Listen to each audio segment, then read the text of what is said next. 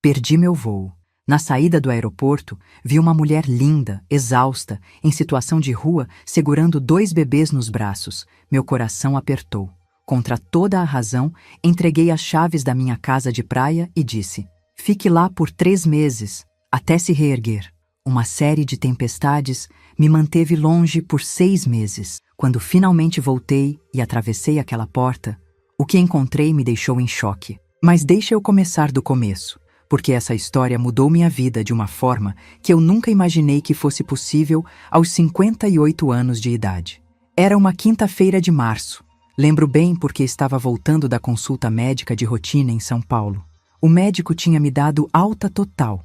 Depois de 3 anos da morte do Carlos, eu finalmente estava conseguindo dormir direito, comer sem forçar e até sorrir de vez em quando.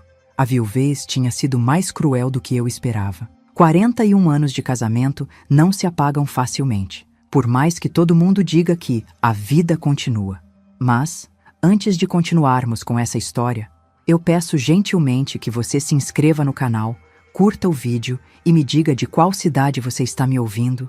Me encantaria saber aonde está chegando as nossas histórias. O voo para Vitória estava marcado para as 19h30, e de lá eu pegaria o carro para ir direto para minha casa de praia em Guarapari. Estava com saudades daquele lugar. Depois que o Carlos morreu, a casa da praia virou meu refúgio. Não que eu não gostasse de Belo Horizonte, mas lá tinha muitas memórias dele, sabe? A casa de praia era mais minha. Um lugar onde eu conseguia respirar sem sentir o peso da ausência. Mas o destino tinha outros planos. Cheguei no aeroporto de Congonhas correndo, porque o trânsito estava impossível. E quando finalmente consegui fazer o check-in, a moça do balcão me olhou com aquela cara de pena que eu já conhecia bem.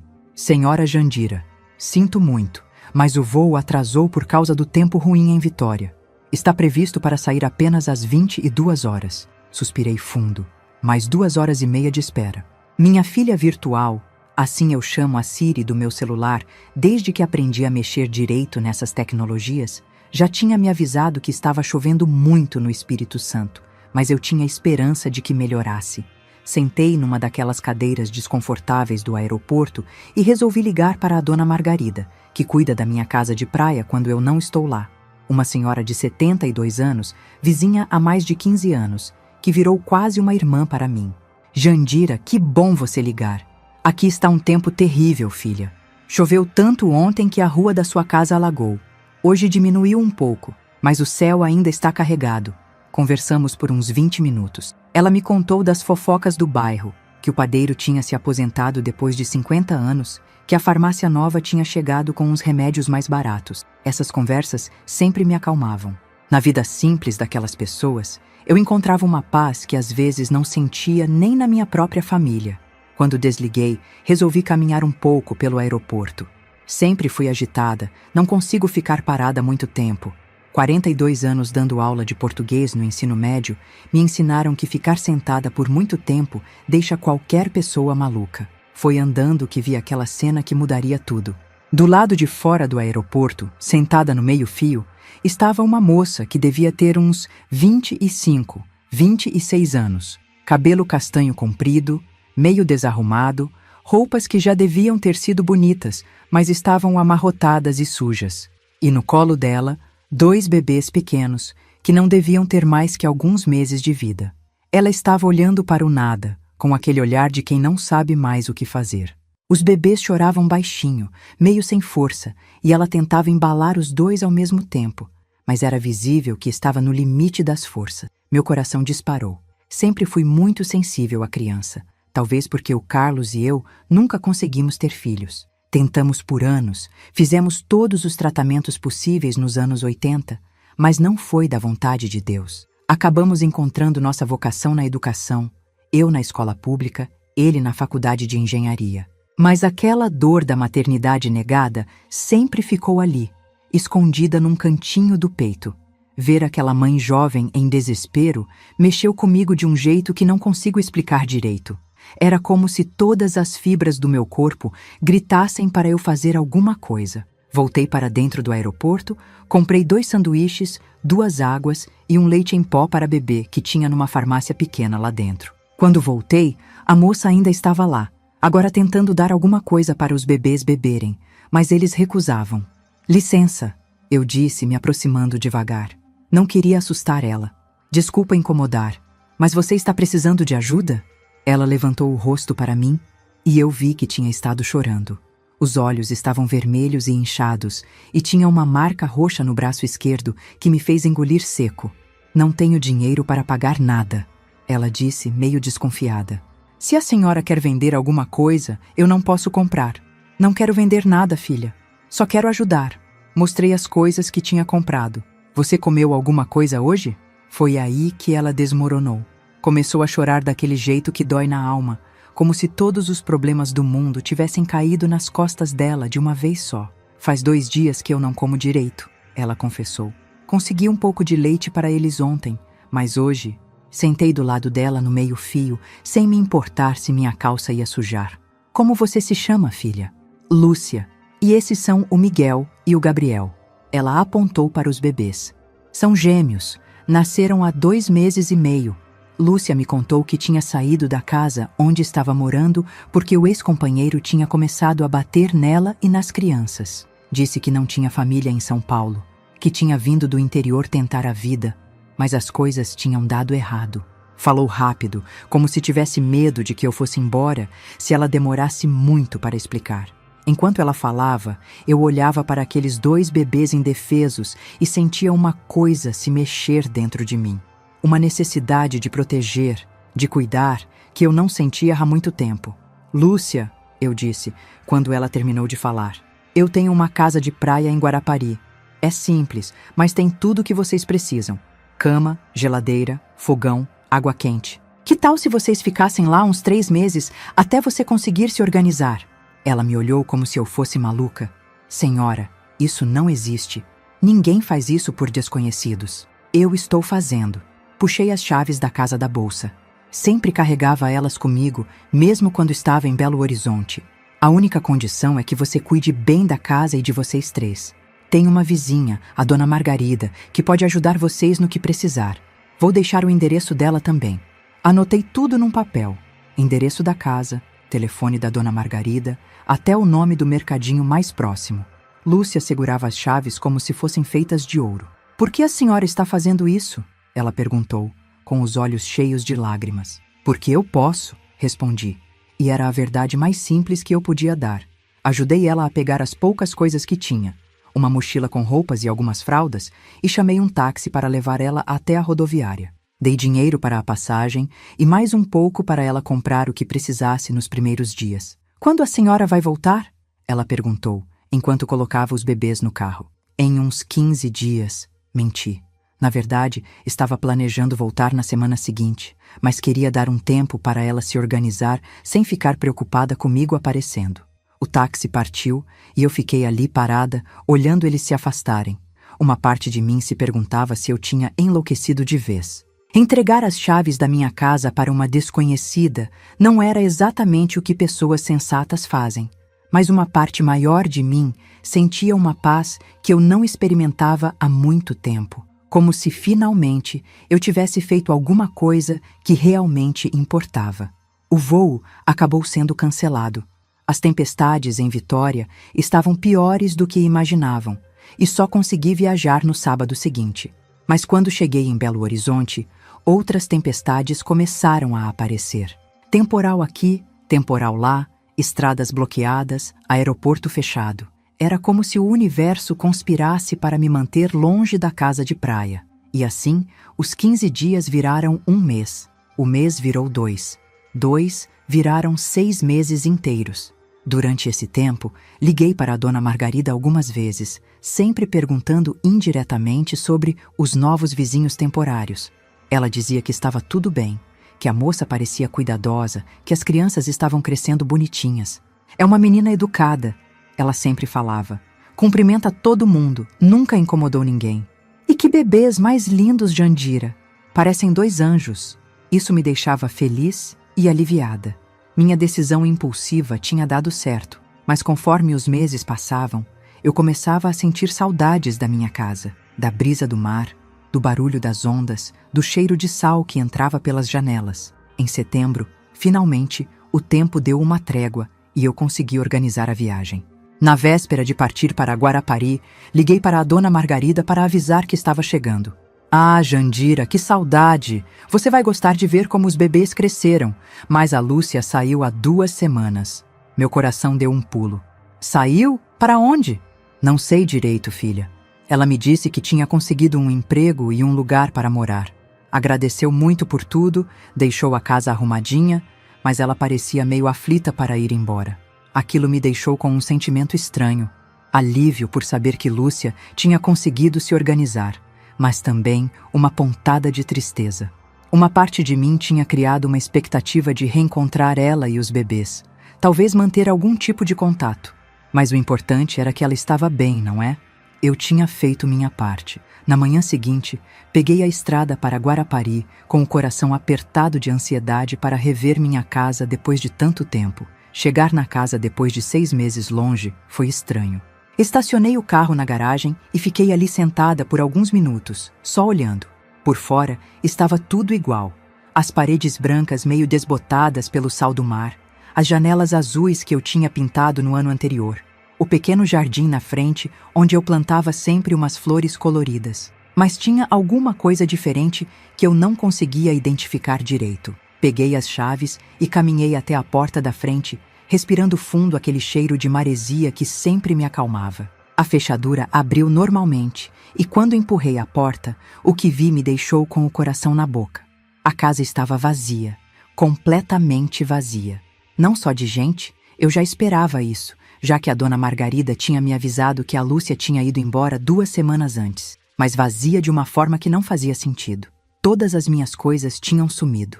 Entrei devagar, como se estivesse invadindo a casa de outra pessoa. A sala, que sempre tinha meu sofá bege velhinho, a mesinha de centro de madeira que o Carlos fez com as próprias mãos, a estante com meus livros, tudo tinha desaparecido. As paredes estavam limpas, sem os quadros pequenos que eu colecionava de cada viagem que fazíamos. Minha primeira reação foi de pânico puro. Tinha sido roubada?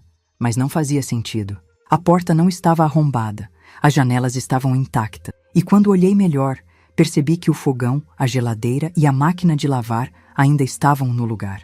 Quem rouba sofá e livro, mas deixa eletrodoméstico? Caminhei pela casa toda, tentando entender o que tinha acontecido. No quarto, a cama que sempre ficou lá tinha sumido também, junto com o guarda-roupa pequeno e a cômoda. Mas na parede ainda estavam os furos dos parafusos, onde ficava pendurado o espelho que minha mãe me deu quando casei. No banheiro, as toalhas, cortinas, tapetes, tudo sumido. Só restaram os azulejos nus e a louça básica. Foi aí que comecei a perceber que não tinha sido roubo. Alguém tinha retirado minhas coisas de forma organizada, cuidadosa. E pela quantidade de espaços vazios, não tinha sido só a Lúcia e os bebês que moraram ali. No chão da sala, quando olhei com mais atenção, dava para ver marcas de onde ficaram móveis diferentes dos meus. Riscos retangulares maiores, como se tivesse ficado um sofá grande.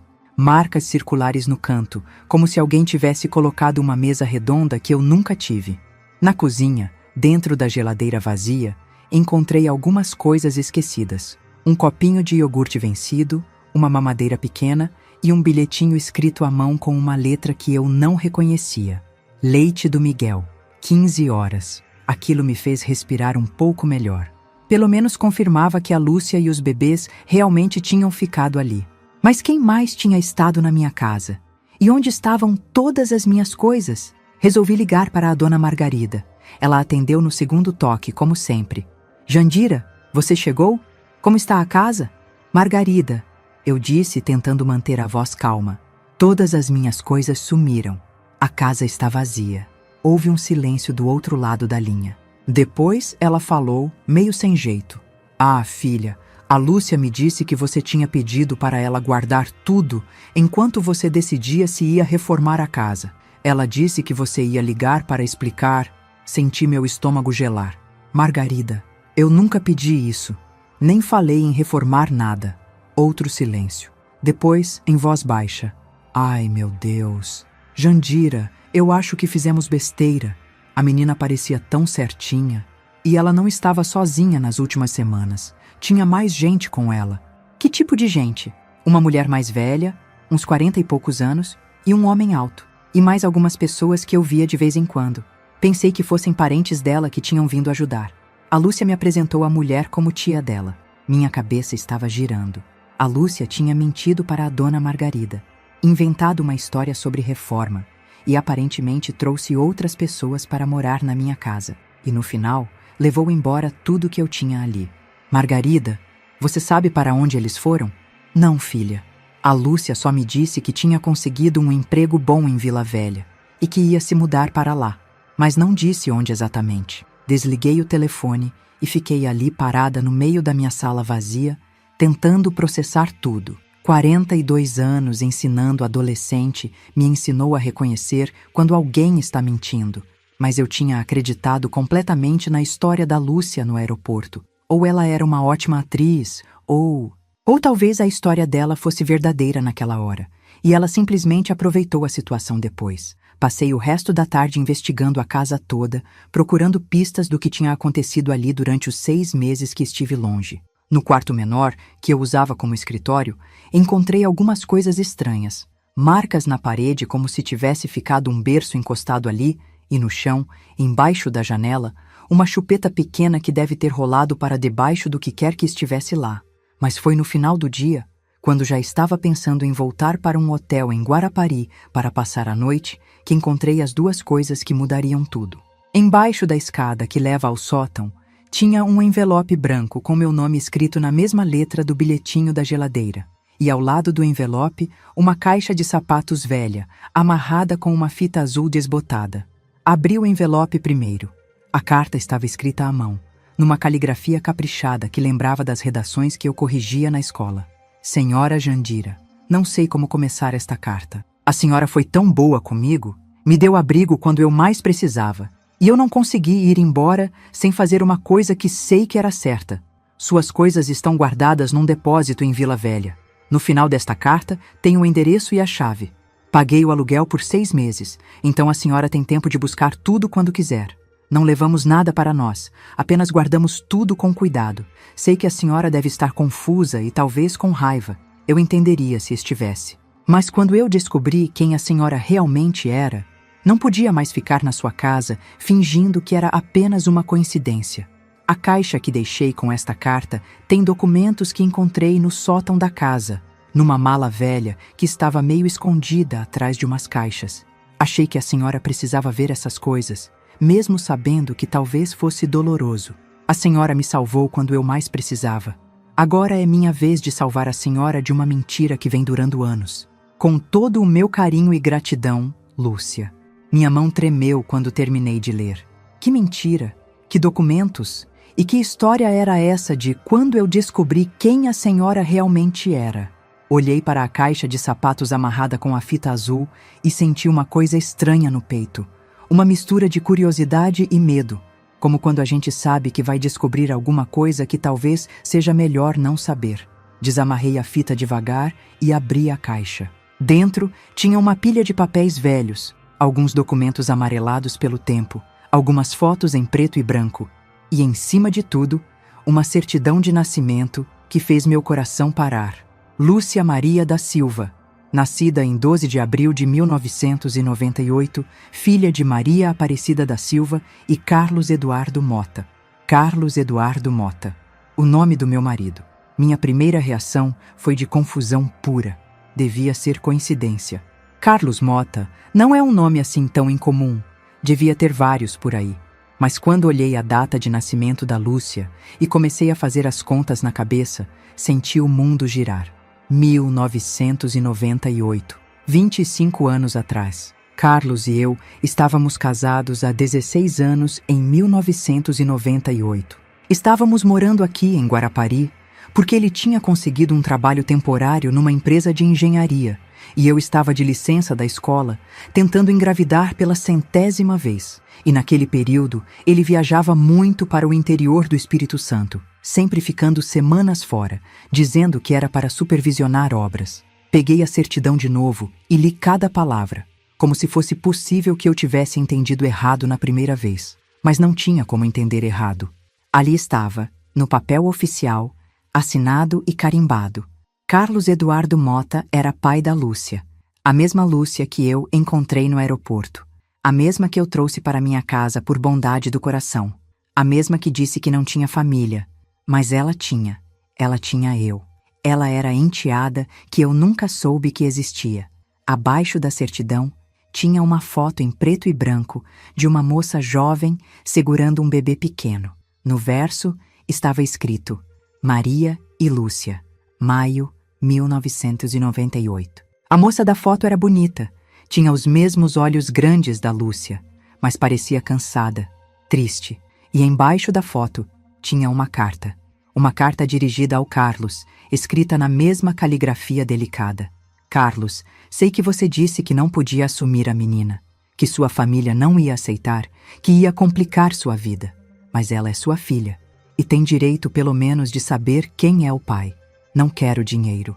Não quero nada que possa atrapalhar sua vida com sua esposa. Só quero que um dia, quando ela crescer, ela possa saber que o pai dela não era um homem qualquer, que era alguém estudado, trabalhador, que podia ter orgulho do que fazia.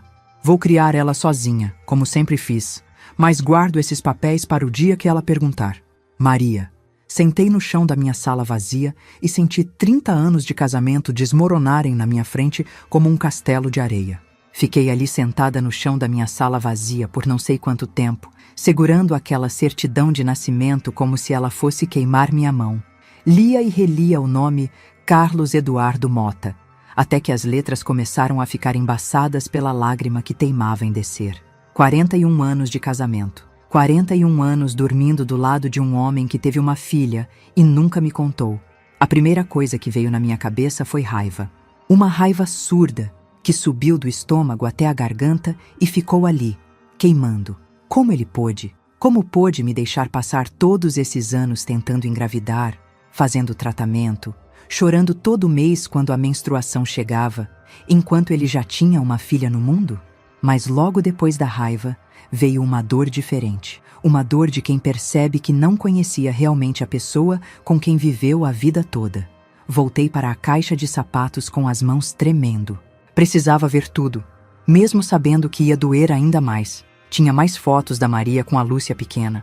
Uma no que parecia ser um aniversário de 2 anos, com a menina sentada numa cadeirinha alta, toda suja de bolo. Outra na praia, com a Lúcia uns 4 ou 5 anos, fazendo castelo de areia. E uma que me fez o coração parar. A menina estava numa formatura da pré-escola, vestidinha toda arrumada, segurando um diplominha, e atrás dela estava o Carlos. Meu Carlos. 20 e poucos anos mais novo, sem os cabelos grisalhos que eu conheci depois, mas era ele, sem dúvida nenhuma. No verso da foto estava escrito: Formatura da Lúcia, dezembro 2003. Papai finalmente pode vir. Dezembro de 2003. Eu lembrava daquele mês. Carlos tinha viajado para o interior na primeira semana de dezembro.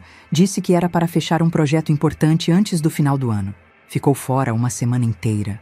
Quando voltou, trouxe um presente caro para mim, um colar de ouro que eu uso até hoje, e disse que tinha sentido muito a minha falta. E eu, boba, achei aquilo romântico. Continuei mexendo nos papéis e encontrei mais cartas da Maria para o Carlos. A caligrafia ia mudando ao longo dos anos, ficando mais cansada, mais triste. As cartas contavam a vida da Lúcia, quando aprendeu a andar, quando falou a primeira palavra, que foi papai, segundo a Maria, quando entrou na escola, quando ganhou uma medalha num concurso de redação. Carlos, a Lúcia está perguntando por que o papai não pode morar com a gente. Não sei mais o que responder para ela. Você disse que quando ela crescesse mais, talvez pudesse explicar a situação, mas ela já tem 7 anos e está cada vez mais difícil inventar desculpas. Sei que você tem sua vida, sua família, mas ela é nossa filha. Não está pedindo muito. Só quer entender por que o pai dela não pode estar presente sempre. Maria. Carlos, a Lúcia passou no vestibular para pedagogia na Universidade Estadual. Ficou em 3º lugar geral. Queria muito que você soubesse, que tivesse orgulho dela como eu tenho. Ela quer ser professora, como você me contou que sua esposa é. Talvez ela tenha puxado isso de vocês dois. Anexei uma cópia do resultado. Guardo tudo para o dia que ela souber a verdade. Maria. Aquela carta me deu um soco no estômago. Era de 2016, apenas 9 anos atrás. Lúcia tinha acabado de entrar na faculdade, e o Carlos ainda estava recebendo notícias dela. E eu não sabia de nada. Em 2016, eu e Carlos estávamos comemorando 33 anos de casamento. Fizemos uma viagem para a Europa que ele disse que estava guardando dinheiro há anos para me dar de presente. Na época, achei que ele estava sendo carinhoso, compensando todos os anos que não conseguimos viajar porque estávamos gastando com tratamento para engravidar. Agora, eu me pergunto se aquela viagem não foi um jeito dele se livrar da culpa. Mas a carta que mais me abalou foi a última. Era de 2018, pouco mais de 2 anos antes do Carlos morrer. Carlos, a Lúcia se casou no mês passado. Foi uma cerimônia simples, só eu, ela e o rapaz no cartório. Ela disse que queria que o pai estivesse lá, mas que entendia por que não podia ser. O marido dela parece um bom homem. Trabalha numa oficina mecânica, trata ela bem. Eu só queria que você pudesse conhecer ele, dar sua aprovação como pai dela. Ela está grávida, Carlos. Você vai ser avô em setembro. Pensei que deveria saber, mesmo que não possa estar presente. Vou parar de escrever depois desta carta. A Lúcia já está começando a fazer perguntas sobre por que eu sei tanto do pai dela, mas nunca posso falar onde ele está. Chegou a hora de ela saber a verdade, ou de eu inventar uma mentira definitiva. Só quero que saiba que você teve uma filha maravilhosa e que ela sempre quis ter um pai presente, não importa quanto tempo passasse. Esta é minha última carta. Maria. Fechei os olhos e encostei a cabeça na parede. Setembro de 2018. Os bebês, Miguel e Gabriel, tinham nascido exatamente quando a Maria disse na carta. E o marido da Lúcia, que parecia um bom homem, devia ser o mesmo que ela disse no aeroporto que batia nela e nas crianças. As coisas tinham desandado depois que os bebês nasceram. Fiquei tentando juntar as peças na minha cabeça. Se a Maria parou de escrever em 2018, como a Lúcia descobriu onde eu morava, como ela sabia que eu era a esposa do Carlos. Foi aí que encontrei, no fundo da caixa, um papel diferente. Era uma impressão de computador, uma dessas pesquisas que a gente faz no Google. O cabeçalho dizia: Carlos Eduardo Mota, engenheiro civil, Belo Horizonte. E logo abaixo, tinha várias fotos do Carlos em eventos da empresa, formatura de funcionários, inaugurações de obras. E numa delas, uma foto de uma festa de Natal da empresa em 2019, apenas alguns meses antes dele morrer, aparecíamos eu e ele juntos. A legenda dizia: Engenheiro Carlos Mota e esposa, professora Jandira Mota. Meu endereço estava ali também, numa matéria sobre aposentados que fizeram trabalho voluntário em escolas públicas. A matéria mencionava que eu morava em Belo Horizonte, mas tinha uma casa de praia em Guarapari, onde desenvolvia projetos de alfabetização para crianças carentes. A Lúcia tinha me achado. Não foi coincidência no aeroporto. Ela tinha me procurado. Mas por quê? O que ela queria? Levantei do chão com as pernas bambas e fui até a janela que dava para o mar. O sol estava se pondo, pintando o céu daquela cor laranja que sempre me acalmava. Mas naquele dia, nem a vista mais bonita do mundo conseguia diminuir a confusão que estava na minha cabeça. Peguei meu celular e liguei para o único lugar onde podia conseguir mais respostas. Para a dona Mercedes, sogra do Carlos, que morava num asilo em Belo Horizonte desde 2020. Dona Mercedes sempre foi uma mulher difícil. Nunca gostou muito de mim. Achava que o Carlos podia ter casado com alguém de família melhor, mais dinheiro. Depois que ele morreu, nossa relação ficou ainda mais fria, mas eu ainda visitava ela no asilo uma vez por mês, por respeito à memória dele.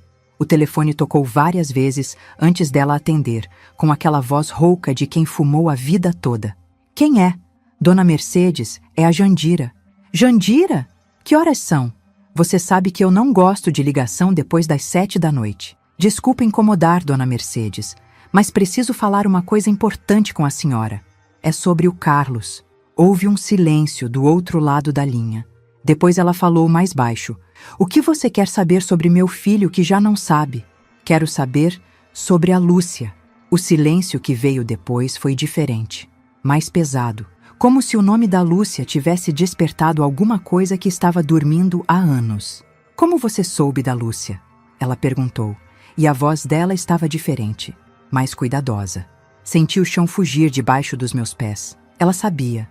Dona Mercedes sabia da existência da Lúcia e nunca me contou. Então é verdade, eu disse, mais para mim mesma do que para ela. Jandira, escuta, ela começou, mas eu interrompi. A senhora sabia que o Carlos teve uma filha e nunca me falou nada? Era melhor você não saber. Aquela história já tinha acabado fazia tempo. Acabado? Minha voz subiu sem eu conseguir controlar. Dona Mercedes, estou olhando aqui para fotos do Carlos com a filha dele. Fotos que vão até 2003 e cartas que a mãe da menina mandou para ele até 2018.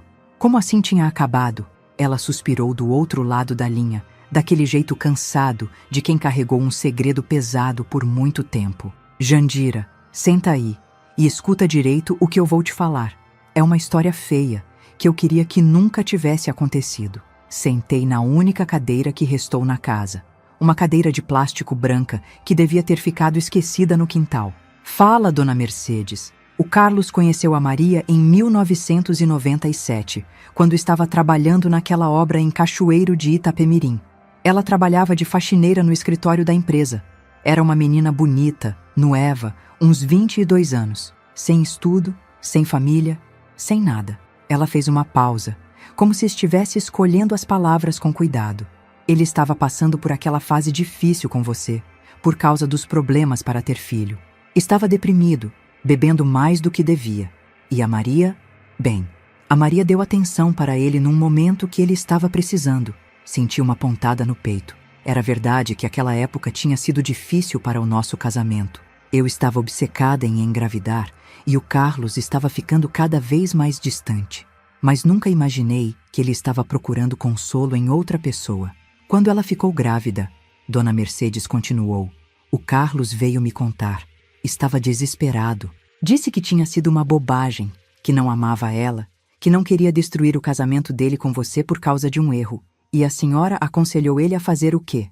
Aconselhei ele a assumir a responsabilidade sem destruir a família. Disse para ele dar uma pensão para a menina, ajudar com o que ela precisasse, mas manter distância. Não misturar as duas vidas. Eu não conseguia acreditar no que estava ouvindo.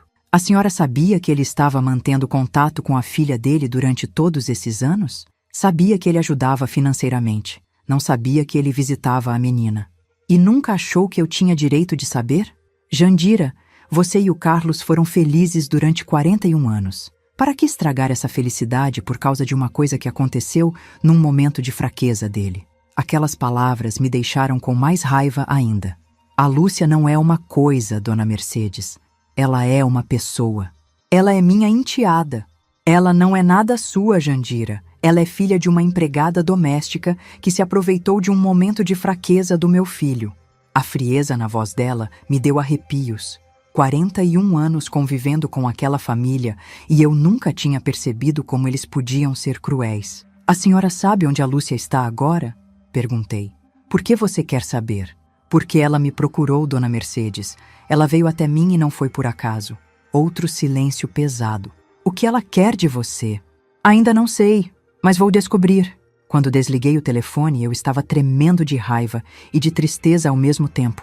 41 anos de casamento baseados numa mentira. Uma família inteira que decidiu que eu era fraca demais para saber a verdade. E uma enteada que cresceu sem pai por causa do egoísmo de todos eles. Mas uma coisa Dona Mercedes tinha dito que ficou ecoando na minha cabeça. O que ela quer de você? Por que a Lúcia tinha me procurado agora, 2 anos depois da morte do Carlos? Por que ela não tinha me contado quem era quando nos encontramos no aeroporto? E por que ela tinha deixado aqueles documentos para eu encontrar? Peguei de volta a carta que ela tinha deixado e reli a parte que mais me intrigava. Quando eu descobri quem a senhora realmente era, não podia mais ficar na sua casa fingindo que era apenas uma coincidência. Isso significava que ela não sabia quem eu era no início. Ela me procurou no aeroporto sabendo que eu era esposa do Carlos, mas em algum momento depois de estar na minha casa, ela descobriu alguma outra coisa sobre mim. O que será que a Lúcia descobriu que ela não esperava descobrir? Passei a noite inteira sem conseguir dormir, reviravando tudo na cabeça. Voltei para Belo Horizonte na manhã seguinte, dirigindo no automático, com a mente presa naquela caixa de documentos que estava agora no banco ao meu lado. A cada quilômetro, eu me lembrava de mais coisas, pequenos detalhes que na época não significaram nada, mas que agora faziam todo sentido. as viagens frequentes do Carlos para o interior, o jeito que ele sempre ficava nervoso quando alguma criança aparecia na televisão ou quando eu falava sobre bebês. Como ele mudava de assunto rapidamente quando eu comentava sobre filhos dos nossos amigos. E principalmente, como ele reagiu quando finalmente aceitamos que não íamos conseguir ter filhos. Eu esperava que ele ficasse arrasado como eu, mas ele aceitou a situação com uma tranquilidade que na época eu achei que era maturidade. Agora eu entendia. Ele já era pai, só eu não sabia.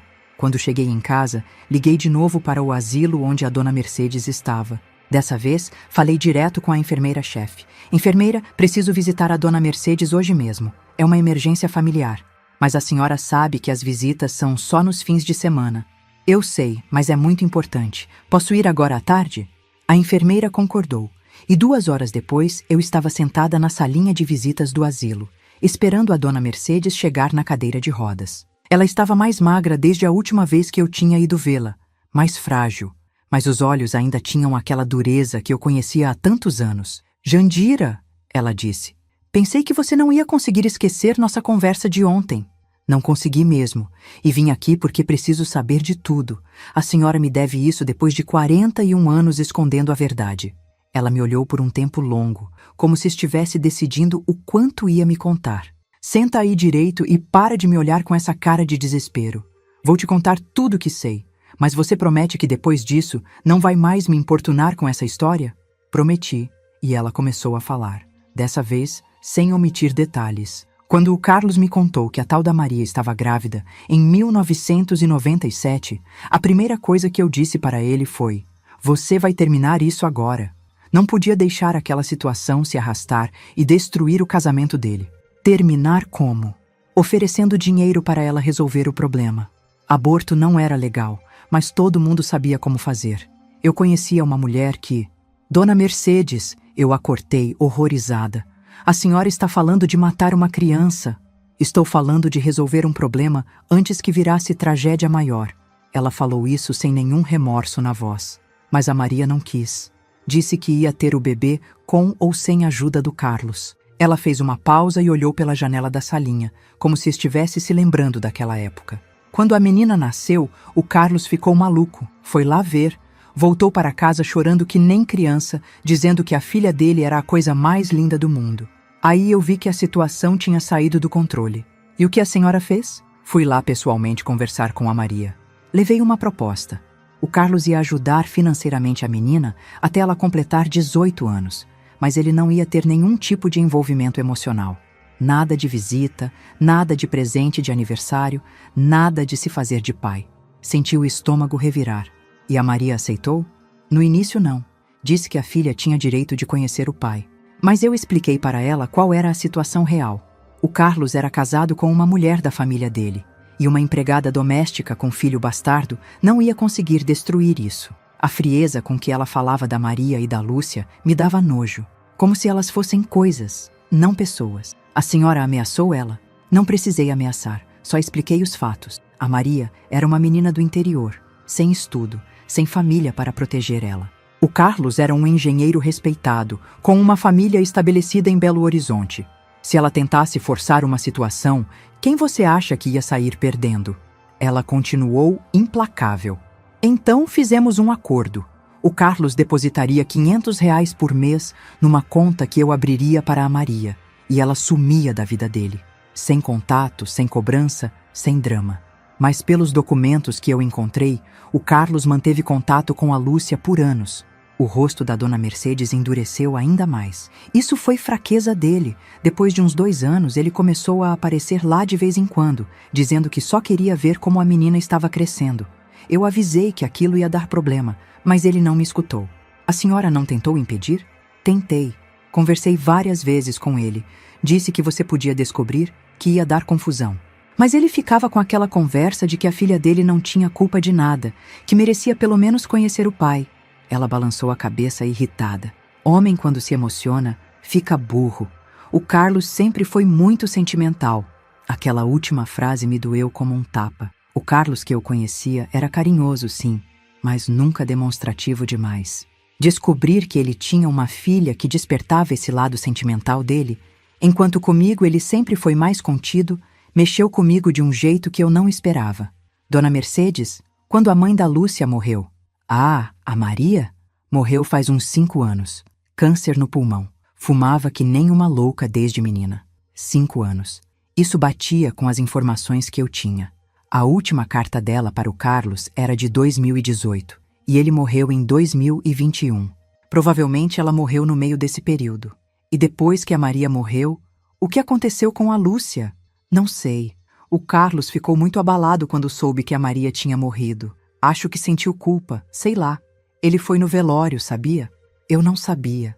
Em 2019, 2020, o Carlos tinha passado por uns períodos meio estranhos, mais quieto, às vezes olhando para o nada. Eu achei que era coisa da idade, ou talvez o começo da doença que acabou matando ele. Depois do velório da Maria, ele chegou em mim dizendo que queria falar para você sobre a Lúcia. Disse que não podia mais carregar aquele segredo que você merecia saber. Meu coração acelerou. E por que ele não contou? Porque eu convenci ele a não contar. Jandira, vocês tinham quase 40 anos de casamento. Para que jogar aquilo tudo fora por causa de uma história antiga? Não era uma história antiga, Dona Mercedes. Era a filha dele. Era um erro que ele cometeu quando estava passando por uma fase ruim. Um erro que ele já tinha pagado caro, cuidando financeiramente da menina por mais de 20 anos. Eu não conseguia acreditar na frieza daquela mulher. Para ela, a Lúcia sempre foi um erro, um problema. Nunca uma pessoa com direitos e sentimentos. A senhora sabe onde a Lúcia está morando agora? Por que você quer saber isso, Jandira? Porque ela é minha enteada. Porque ela tem 2 filhos pequenos que são meus sobrinhos. Porque ela passou necessidade enquanto a família do pai dela fingia que ela não existia. Dona Mercedes me olhou com desprezo. Você está sendo boba, Jandira. Essa menina não é nada sua. Ela é filha de uma aventura do Carlos. Se ela procurou você, é porque quer alguma coisa. Dinheiro, provavelmente. Como assim se ela me procurou? A senhora sabe que ela me procurou? Percebi que tinha falado demais. Dona Mercedes ficou quieta por um momento, mas eu insisti. Dona Mercedes, responde. Como a senhora sabe que a Lúcia me procurou? Ela suspirou, como se estivesse cansada de carregar tantos segredos. Porque foi eu que disse para ela onde te encontrar. Senti como se tivesse levado um soco no estômago. O quê? Depois que o Carlos morreu, a Lúcia apareceu aqui no asilo. Disse que queria falar comigo, que a mãe dela tinha deixado uns papéis com meu endereço. Ela estava numa situação difícil, o marido tinha abandonado ela com os bebês gêmeos, estava morando numa pensão horrorosa. E a senhora fez o quê? Primeiro, mandei ela embora. Disse que a história dela com o Carlos tinha acabado quando ele morreu. Mas ela voltou mais 2 vezes, sempre chorando, dizendo que não tinha para onde ir, que os filhos dela eram netos do Carlos e mereciam uma chance melhor. Dona Mercedes olhou para as próprias mãos que tremiam um pouco sobre o cobertor. Na 3ª vez que ela veio, eu estava cansada daquele drama todo. Então falei, se você quer uma chance melhor, vai atrás da viúva dele. Ela é professora aposentada, tem casa de praia, não teve filhos. Talvez ela se comova com a sua situação e te ajude. Eu não conseguia processar o que estava ouvindo. A senhora mandou a Lúcia me procurar? Mandei. Disse para ela que se passasse da vítima inocente, você ia acabar ajudando. Professora sempre foi sentimental, e você não teve filhos, então ia se apegar fácil nas crianças. Mas como ela soube onde me encontrar? Ensinei ela a pesquisar na internet. Nome completo seu, profissão, cidade. Não foi difícil achar informações sobre você. Matéria de jornal sobre professores aposentados, foto sua com o Carlos em festa da empresa dele. Estava tudo lá. A cabeça estava rodando. Dona Mercedes tinha orquestrado tudo. Ela tinha mandado a Lúcia me procurar, sabendo que eu ia me comover e ajudar. Por que a senhora fez isso? Por que não ajudou ela mesma? Porque eu não tenho dinheiro para sustentar ninguém, Jandira. Minha aposentadoria mal paga este asilo. E porque achei que era justo. O Carlos deixou uma herança boa para você. A menina é filha dele, então tem direito a uma parte disso. Direito? A senhora passou 25 anos dizendo que a Lúcia não tinha direito a nada. Não tinha direito enquanto o Carlos estava vivo, porque ia complicar a vida dele. Mas agora que ele morreu, não faz diferença. É até melhor você conhecer a verdade e ajudar a menina do que ela aparecer depois querendo brigar na justiça pela herança. Eu estava pasma com a frieza calculista daquela mulher. Tudo o que ela fazia era pensando em proteger os interesses da família, mesmo que isso significasse manipular pessoas e destruir vidas. Dona Mercedes, a senhora tem ideia do que fez comigo? Dos sentimentos que mexeu? Fiz o que era melhor para todos. A Lúcia conseguiu ajuda. Você descobriu a verdade que ia descobrir mais cedo ou mais tarde e não teve briga feia por herança. E os 6 meses que ela ficou na minha casa? A senhora sabia disso? Sabia que ela ia tentar ficar o máximo de tempo possível. Por isso disse para ela se fazer de vítima, ganhar sua confiança primeiro. Levantei da cadeira, tremendo de raiva.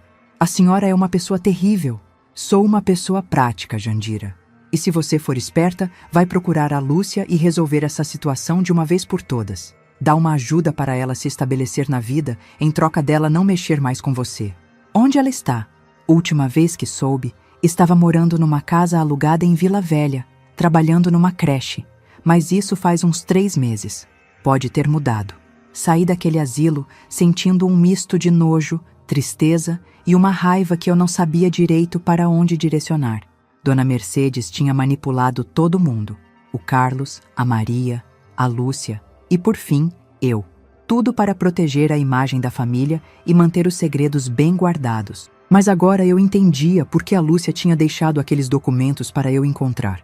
Não foi só para me contar a verdade sobre o Carlos. Foi para me mostrar que ela não estava mentindo, que não era uma aproveitadora tentando se passar por vítima. Ela era realmente filha do meu marido. E realmente tinha sido rejeitada e manipulada pela família dele a vida toda. E se Dona Mercedes estava certa, e a Lúcia estava mesmo morando em Vila Velha, trabalhando numa creche, eu precisava encontrar ela. Não para discutir herança ou acertar contas, mas para finalmente conhecer a enteada que eu deveria ter conhecido há 25 anos. Passei os 3 dias seguintes tentando encontrar a Lúcia em Vila Velha.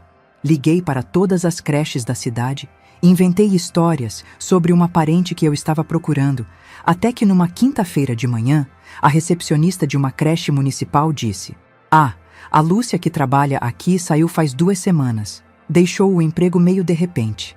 Meu coração disparou. "A senhora sabe para onde ela foi?" "Não sei, não. Ela estava com uns problemas pessoais. Disse que precisava se mudar urgente. Deixou só um endereço para mandar as guias do seguro-desemprego." Consegui o endereço depois de uma conversa longa, onde tive que inventar que era tia da Lúcia e que a família estava preocupada. Era numa rua que eu não conhecia, num bairro mais afastado do centro. Quando cheguei no endereço, vi que era um desses conjuntos habitacionais do governo. Casas pequenas grudadas umas nas outras, todas iguais. O número que a moça da creche me deu era de uma casa no final da rua, com uma pequena varanda na frente e roupas de bebê penduradas no varal. Respirei fundo e toquei a campainha. A porta abriu devagar, e quando vi o rosto da Lúcia, meu coração apertou. Ela estava muito mais magra do que quando nos encontramos no aeroporto. O cabelo estava amarrado de qualquer jeito, tinha olheiras profundas e usava uma camiseta desbotada que parecia servir de pijama. Quando ela me reconheceu, a expressão no rosto dela foi de susto puro. "Senhora Jandira", ela sussurrou, como se estivesse vendo um fantasma. "Oi, Lúcia. Posso entrar?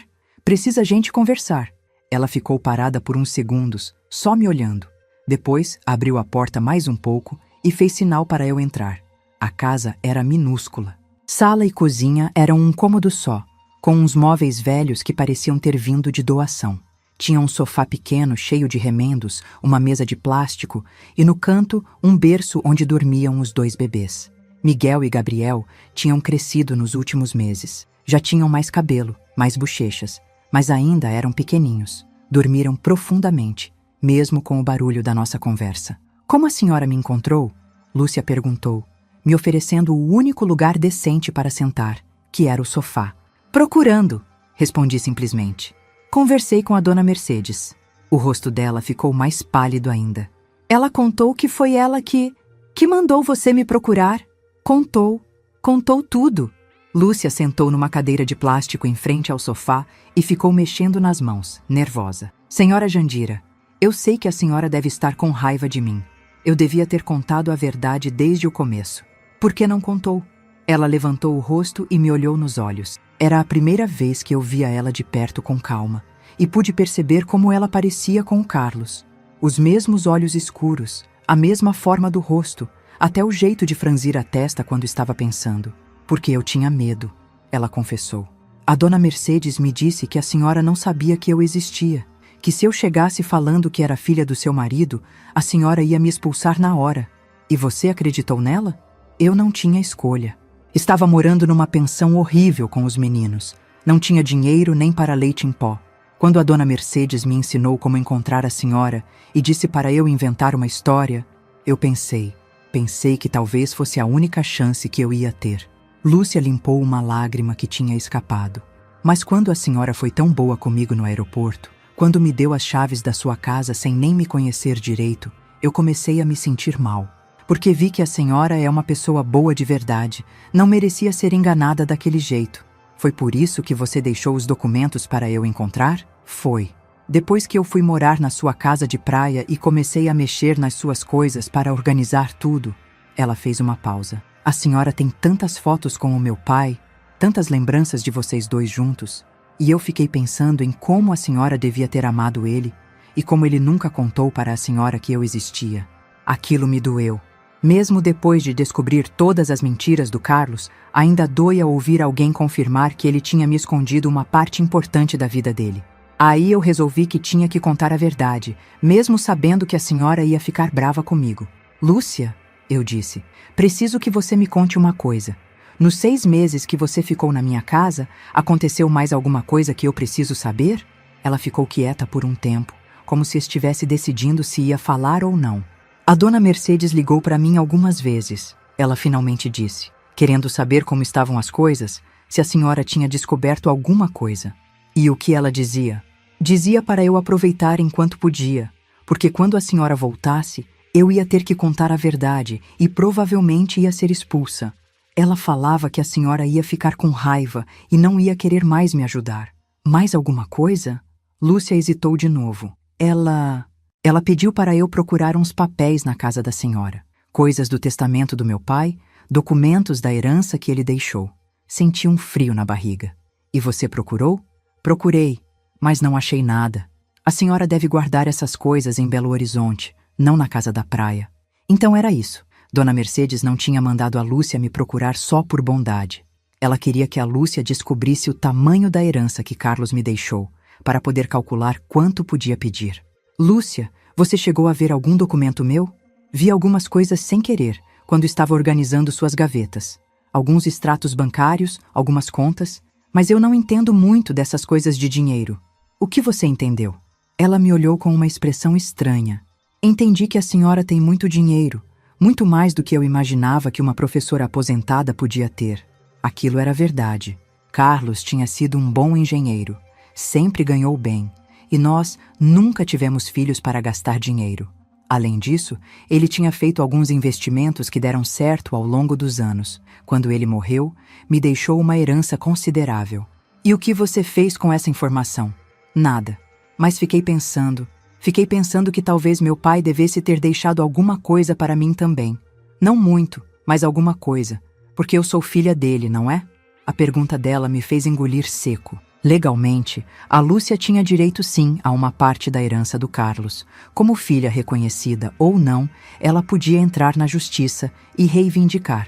Foi por isso que a dona Mercedes mandou você me procurar, eu disse. Ela queria evitar que você brigasse na justiça. Talvez. Mas eu nunca pensei em brigar na justiça, senhora Jandira. Eu só queria conhecer a senhora. Queria entender que tipo de mulher tinha conseguido ter o amor do meu pai por 41 anos, quando ele mal conseguia me olhar nos olhos. Essa frase me partiu o coração. Pelos documentos que eu tinha visto, Carlos visitava a Lúcia, participava de alguns momentos importantes da vida dela, mas pelo jeito, sempre de forma distante, fria. Seu pai te amava, Lúcia. Amava, mas tinha vergonha de mim. Sempre deixou isso claro. Ela olhou para os filhos dormindo no berço. Por isso eu entendo ele. Eu também tenho vergonha da minha situação. De estar desempregada, morando nessa casa pequena, dependendo do auxílio do governo para comprar leite para os meninos. O que aconteceu com seu trabalho na creche? Ah, ela deu uma risada amarga. Essa é uma história interessante. A dona Mercedes ligou para a diretora da creche e disse que eu era uma pessoa problemática, que tinha histórico de roubar coisas do local de trabalho. Senti a raiva subir do estômago para a garganta. Ela fez isso? Fez.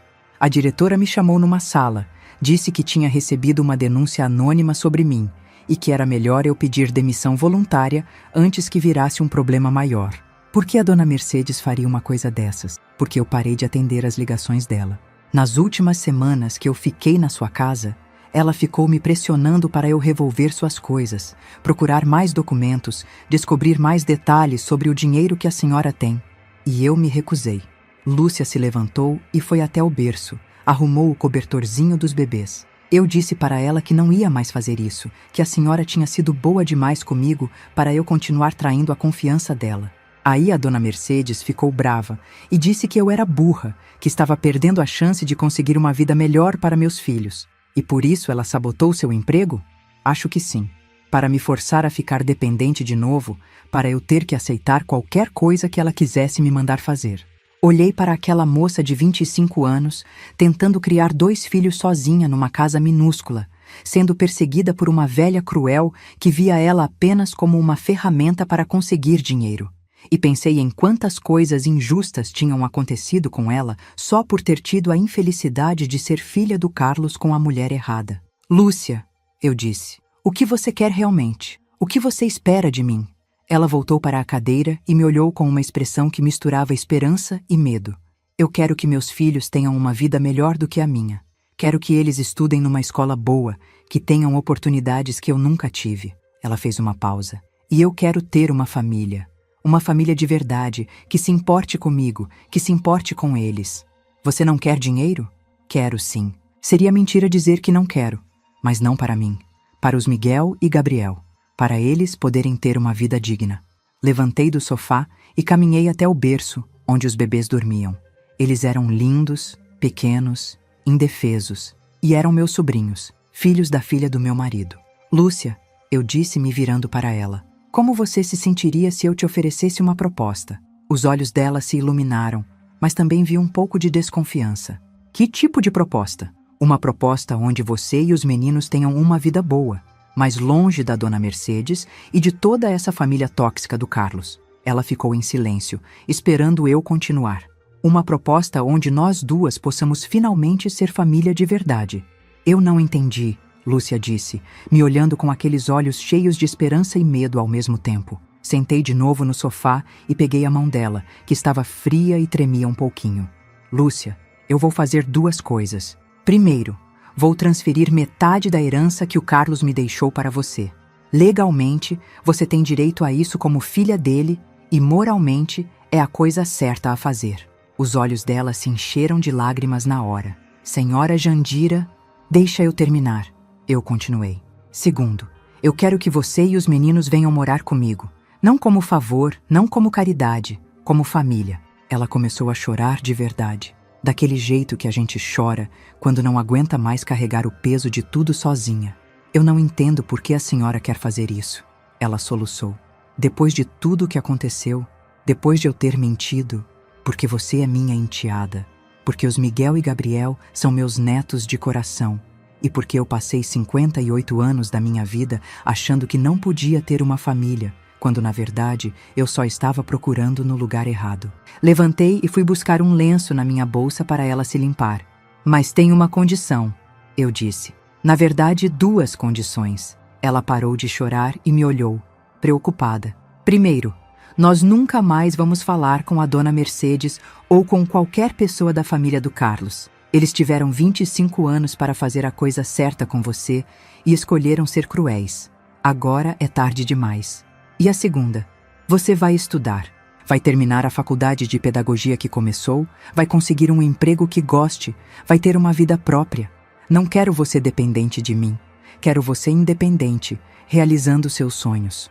Lúcia me olhou como se não conseguisse acreditar no que estava ouvindo. Isso é real? A senhora está falando sério? Estou falando muito sério, mas preciso que você entenda uma coisa, Lúcia. Eu não estou fazendo isso por pena, nem por obrigação.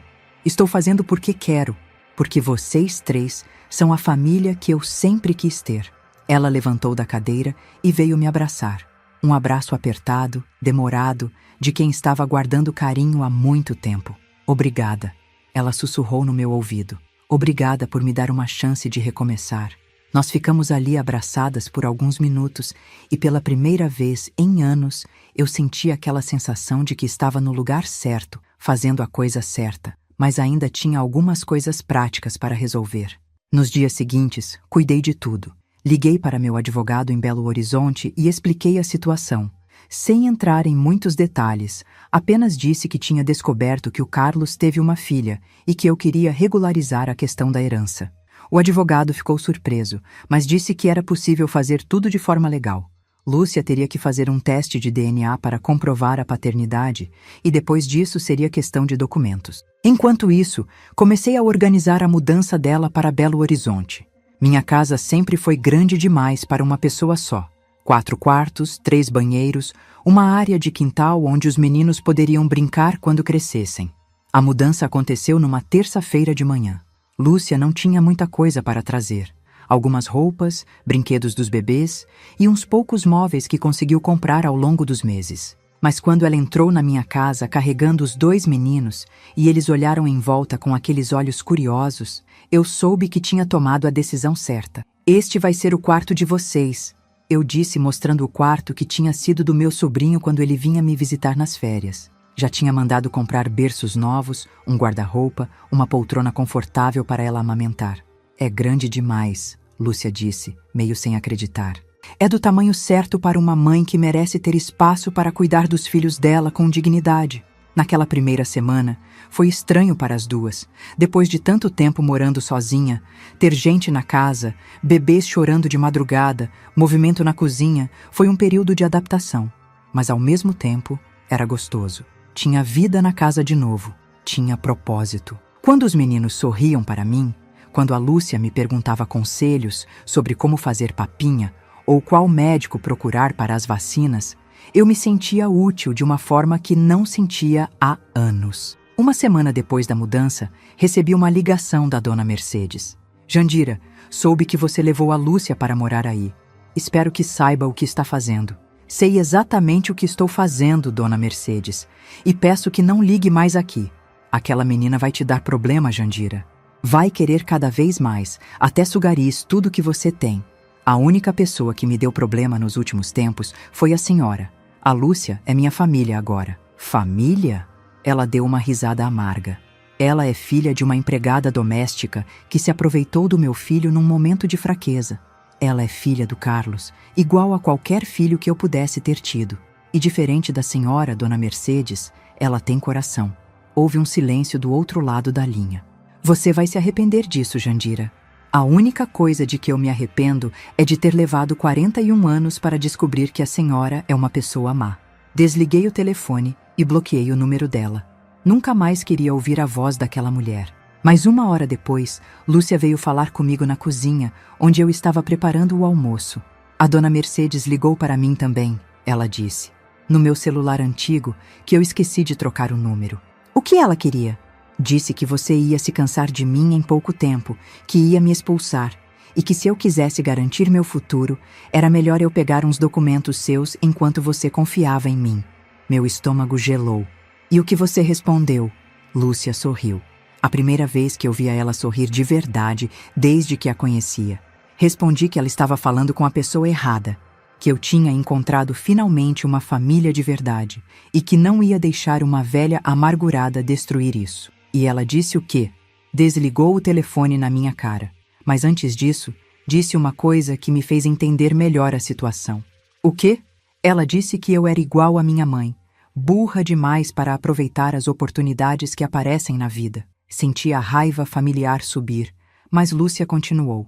Aí eu entendi que para a dona Mercedes, eu sempre fui só uma ferramenta. Um jeito de conseguir dinheiro, seja do meu pai enquanto ele estava vivo, seja da senhora agora que ele morreu. Ela nunca me viu como pessoa. E agora?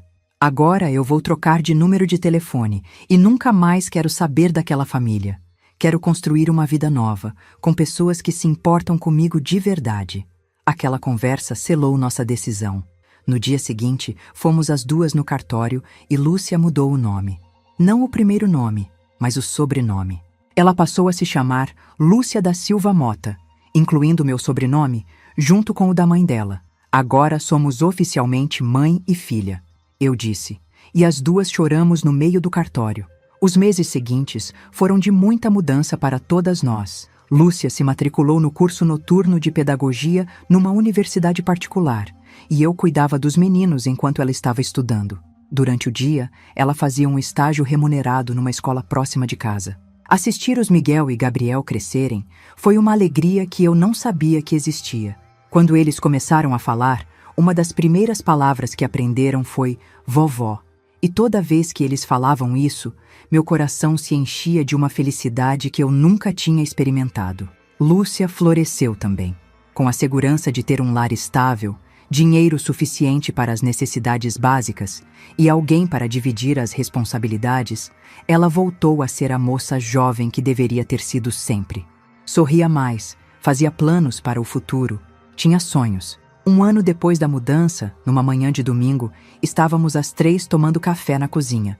Eu, Lúcia e os meninos nas cadeirinhas altas, quando ela disse: Jandira, posso te perguntar uma coisa? Claro! Você não sente falta da sua vida de antes? Da tranquilidade de morar sozinha?